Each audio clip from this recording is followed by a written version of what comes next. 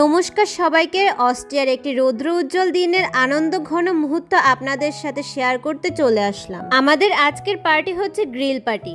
আমরা অনেকদিন ধরেই ভাবছিলাম আমরা বাঙালিরা সবাই মিলে একটি পিকনিকের আয়োজন করব।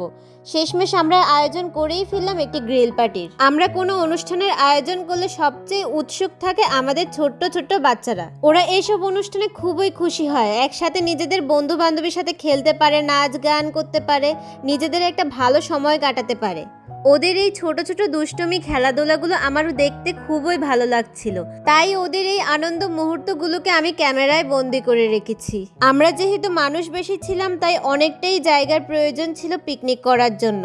সেই জন্য সকালবেলা আমার হাজব্যান্ড ও আরো দু একজন এসে জায়গা সিলেক্ট করে গিয়েছিল। আসলে সামারের সময় নদীর পাড়গুলোতে অনেক মানুষের ভিড় দেখা যায়, কারণ এখানে বেশিরভাগ মানুষ পিকনিক করতে আসে অথবা নিজেদের অবসর সময় কাটাতে আসে। তারপর আমরা একে একে সবাই 12:30 থেকে 1টার মধ্যে ওখানে পৌঁছে গিয়েছিলাম।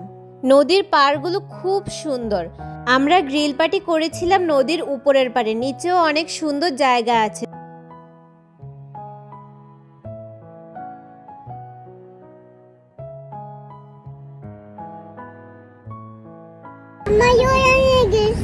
কি নিয়ে গিয়েছে? কি ডুরা? ডুরা কি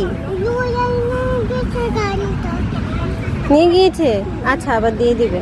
এরপর আমাদের খাবার দাবারের পর্ব শুরু।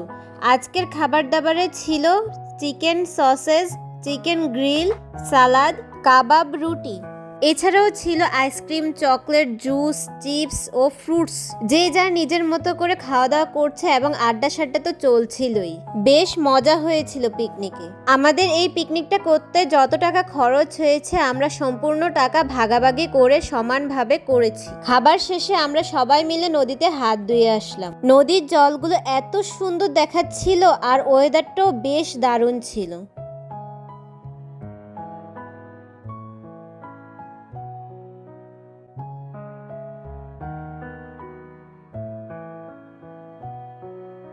তারপর আমরা গিয়ে দেখি দাদু নাতি মিলে বেশ ভালোই নাচানাচি চলছিল।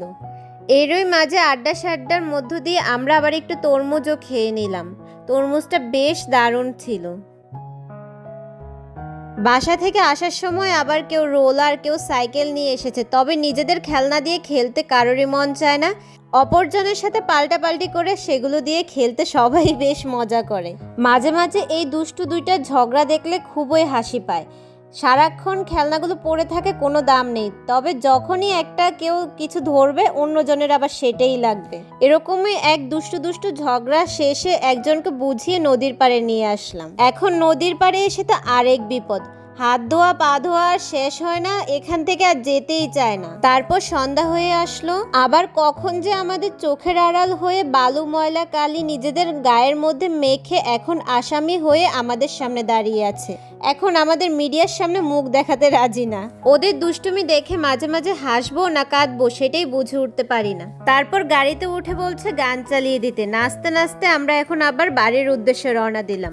আজকের ভিডিওটা কেমন লাগলো অবশ্যই কমেন্ট করে জানাবেন। নমস্কার।